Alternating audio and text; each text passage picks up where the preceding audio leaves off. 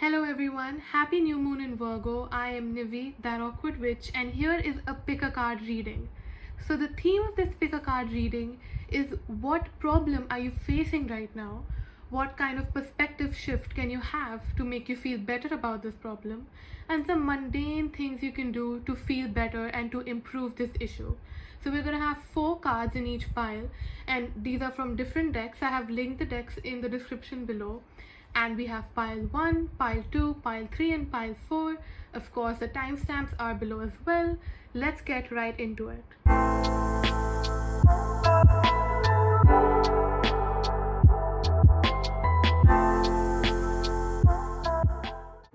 If you chose pile number 1, then this is your reading. It could be that you're feeling a little anxious at night and all these thoughts are in your head that are keeping you from actually falling asleep. Trust me, I know what this is like, and I can understand what you may be feeling right now because the night time is when we're alone, we don't have the company of our friends or our work to keep us busy, and that's when our thoughts come to us, and that's when they kind of haunt us and we can't sleep and we feel anxious. So this is the problem you're probably facing right now. And the catacomb card is telling us a possible mindset shift that you can take towards this problem. So this sleepless night issue, it's actually an opportunity to spend time with your deepest thoughts. You need to remind yourself that there is nothing to be scared of, and these are just thoughts, and they're actually allowing you to explore your psyche. They're allowing you to explore your wounds, your so-called shadow side, and they are allowing you to learn about yourself. If you look at the catacomb in this card, it looks really scary, but it's also really beautiful. I mean, we are climbing down a ladder, we're going in the depths, and there's a jail cell there, but it can only be opened from the outside, and you are on the outside and the inside. So you can free yourself from this mental burden by simply being there for yourself, by simply witnessing your thoughts and kind of looking at this as an opportunity, because being too busy where we can't even understand our own mindset, where we can't even understand what's going on in our internal world, that's not good either. So the fact that you have some time to be there for yourself is actually a good thing, and that is the kind of mindset shift we need to have. Now these 2 cards are telling us about a sort of thing, a mundane physical thing that we can do to feel better. I think the kite is a visualization exercise. So we need to picture as if our thoughts are like a kite. We witness them and then they fly away. And it's interesting how we have control over a kite. We can control it with a thread, but if the thread gets cut off, the kite flies away. So it's like our thoughts, we have some control over them, but anytime we want, we can cut that thread and we can let our thoughts fly away. So do this visualization exercise. If you get a scary thought, witness it, acknowledge it, and then let it fly away. I think the happy birthday card could be referring to a literal birthday. Perhaps you're about to have a birthday and you're about to enter a new solar return year, and you are about to kind of enter this new energy. So if your birthday is coming up, it's something to be excited for. I'm sure there will be really good changes along the way. Or it could be about acknowledgement. When we wish someone happy birthday, we're acknowledging their presence. And I think this relates to what I previously said about acknowledging our thoughts and about acknowledging that they are simply a part of us, they are not us. And when we witness our thoughts in a non-judgment way, we actually learn from them instead of trying to critique them or instead of being scared of them. So try that, and I really hope this resonated. If you pick pile number 2, then this is your reading. It is possible that you are feeling a little non-optimistic. You're struggling to be hopeful about the future, and you're struggling to just feel excited for the future, which is very understandable.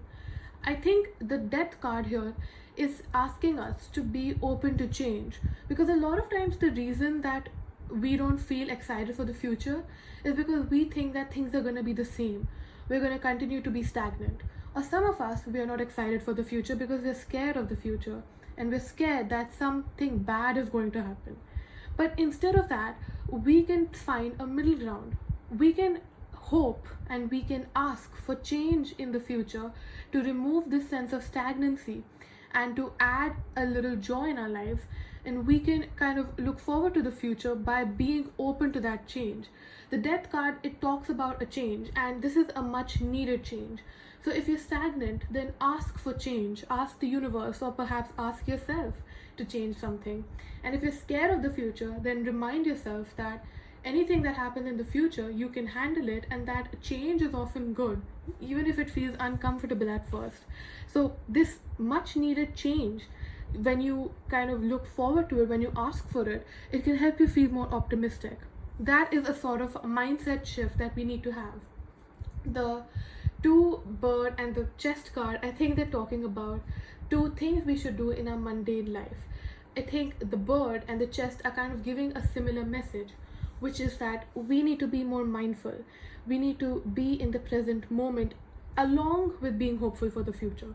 When we're excited for the future, it doesn't mean you're living in the future. It just means that you're open to whatever happens. But in the present moment, you still need to be present. You need to allow whatever is happening to happen, and you need to acknowledge and witness and enjoy the present moment. I think the bird is representing perhaps spending time with nature, and that can teach us a lot of mindfulness because we notice the little things that are happening around us that we never notice. And the treasure chest, it could be representative of your inner gifts and your inner talents. When we take some time away from the distractions, we actually learn a lot about ourselves. And it's essentially like a treasure chest because we are the treasure. And we learn about our skills, perhaps some new ideas we have, we learn about ourselves, and that is the biggest gift. Or this treasure chest is referring to taking a step away from the materialistic things, because a lot of us use that as a distraction, whether that is a video game or shopping or whatever it may be. There's nothing wrong with indulging in these things, but when they are distracting us a little too much, we need to take a step away. So something as simple as going for a walk can be really helpful, and just spending time in nature can help you sort of reconnect with yourself and find meaning in the present moment, which will in turn help you in being optimistic and hopeful for the future. If you chose pile number 3, then this is your reading. I love how we got the Ace of Pentacles and then like a piggy bank card. This was not planned. I pull out cards randomly. And this is a beautiful synchronicity. I can see how these cards are connected to each other when they're from different decks. So the Ace of Pentacles in reverse could be telling you that, perhaps you're feeling as if you are not getting as much opportunities or as many compliments or as much praise as you would like. You may feel a sense of stagnancy, like new things are not coming in, or the new beginning that everybody keeps talking about is just not happening for you. And the Wheel of Fortune, which is a Jupiterian card, that's reminding you that change is right around the corner. The wheel is always turning, and if you feel like opportunities aren't coming your way, then it could be because the universe is preparing you for something very good that is about to happen, and you just need to kind of first introspect and recuperate and kind of be with yourself for a little while before you can plunge into your future, like an arrow being pulled back and then the arrow goes straight forward. So the Wheel of Fortune is a really good sign that an opportunity that you want is on the way. And if you look at the imagery of the card, it's like the web of a spider, and it's like the spider is weaving its own web. So that reminds me that perhaps something behind the scenes is happening that you can't see. And you know how sometimes a spider weaves a web and you can't really see it, and then you walk into it, and it's like the universe is weaving a web for you. The universe is weaving this web of opportunities and goodness for you. You just can't see it, and then one moment you're just going to walk right into it, and it's going to happen like in an instant. So that is the kind of thinking that can help you feel better.